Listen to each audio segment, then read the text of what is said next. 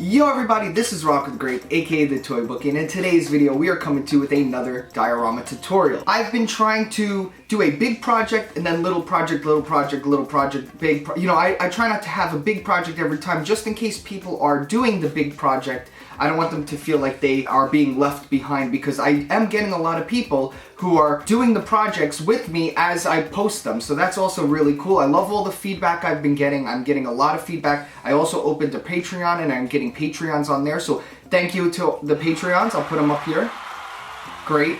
Usually people put them at the end of the video, but since it's so new and I just made it, I put you in the beginning of the video, so thank you guys. But in today's video, we're taking it very easy, nice and slow, and we're going to be doing rain pipes, or downspouts they're called. I've never actually heard it called a downspout, but when I was doing research for what to title this video, that's what came up. So basically it's just a pipe that the rain collects on the top and it pours through. It's something that not a lot of people do, me included. I almost never include the drain pipes, but I thought when I was doing this diorama, this is actually not finished, but you've guys seen this before. It's the Warriors diorama.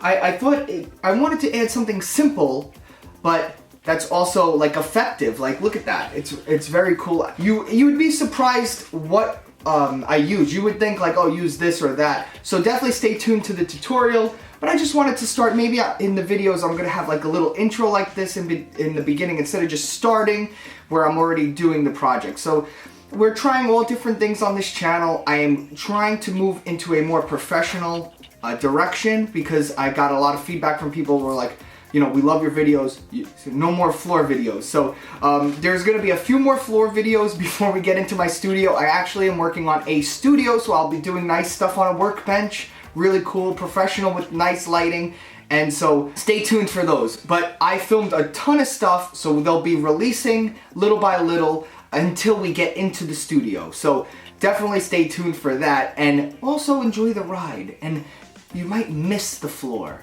You might miss seeing my legs and the floor in all my tutorials. So let's not waste any more time. I just wanted to talk to you guys a little bit beforehand. We're going to be making this today. Nice, simple, yet it looks very fun. I was really surprised how nice it came out.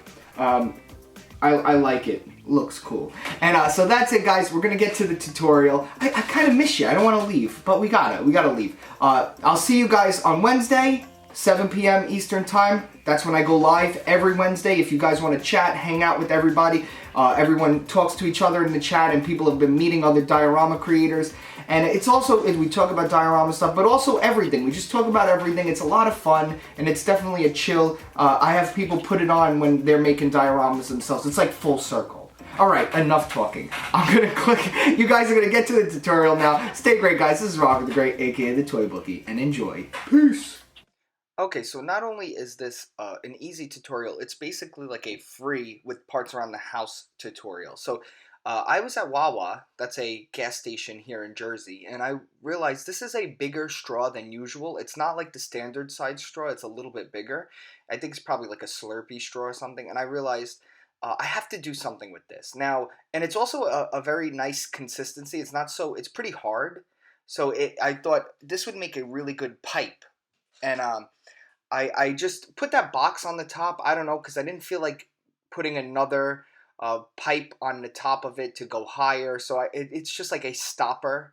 And I think it's fine. It's probably like the water is collecting somewhere else and it's leading to this area. And I don't know. I don't know why I did it. I just did it for maybe looks-wise. Oh, hey. Enjoying that free content?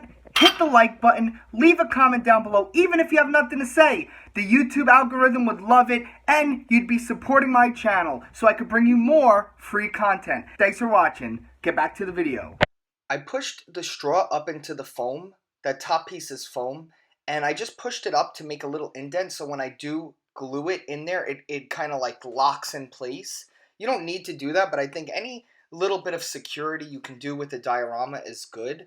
So I just put a little bit of hot glue and I just shoved it into the indent that I made in that top brick, and I think it gave it a nice sturdiness. You always want like sturdiness on your dioramas so they have longevity and they don't go breaking in the future, because you know your dioramas are eventually going to break just from being handled a lot. So any type of prevention you could do is always good.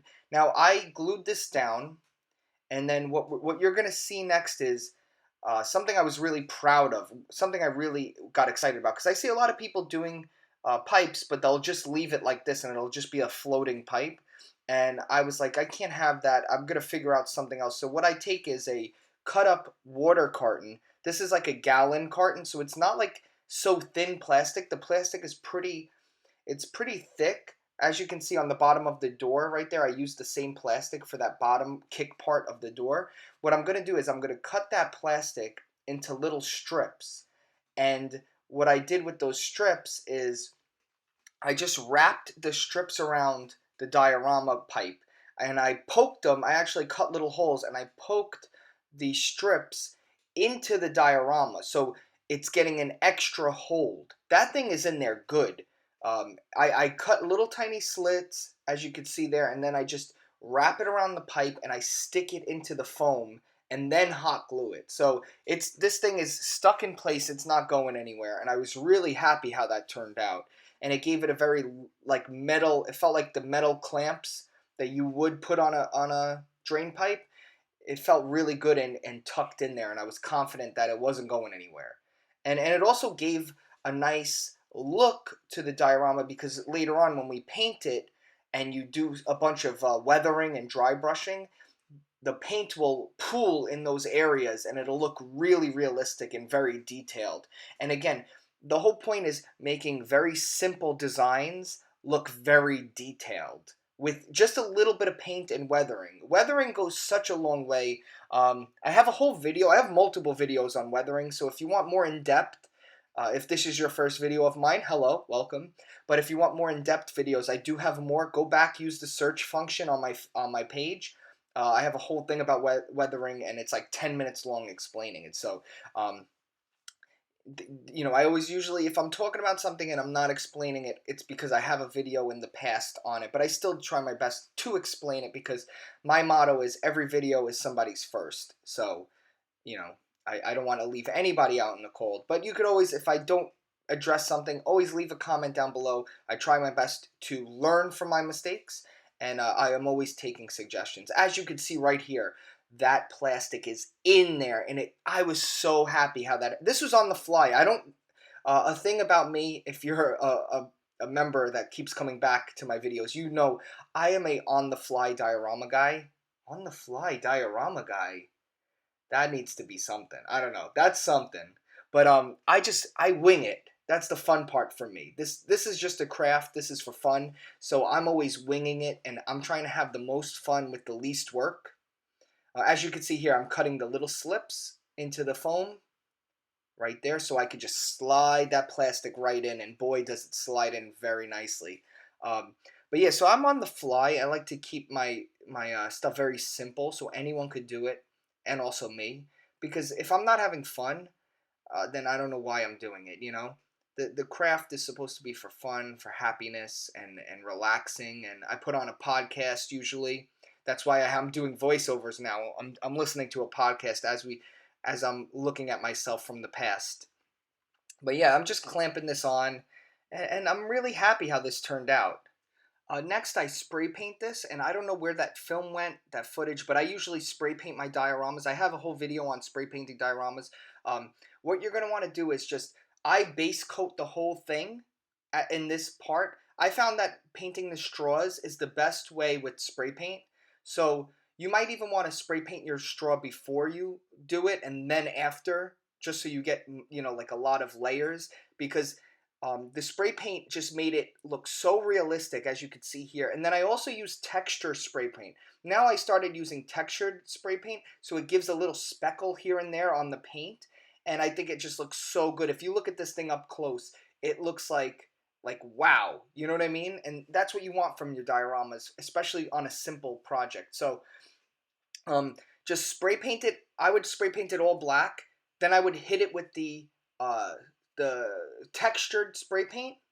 You could find that anywhere. You could just go to the store and look for textured spray paint, and then hit it with whatever color you want it to be, and then after that you weather it up. Again, I have a whole video on weathering. It's usually just blacks and browns, and it's just watered down paint.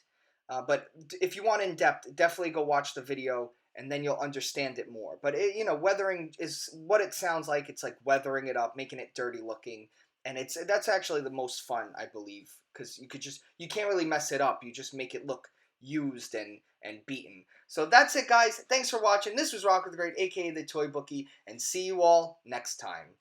And Wednesday, we're going live. Definitely come hang out. Okay, bye.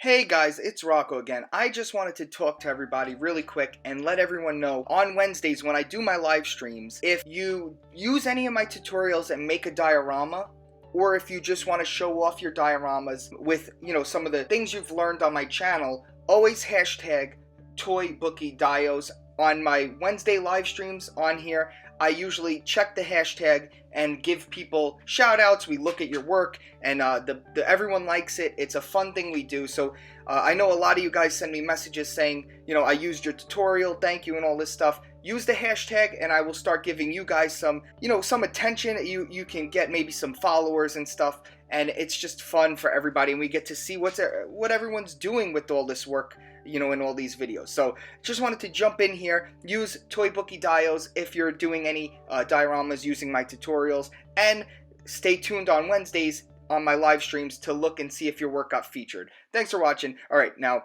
back to the outro. Do you like toy photography? Do you like tricks and tips? Then follow me over at @TheToyBookie on Instagram. Are you into art? Graphic design? Sexy Rocco? Follow me at Rocco the Great. Bye.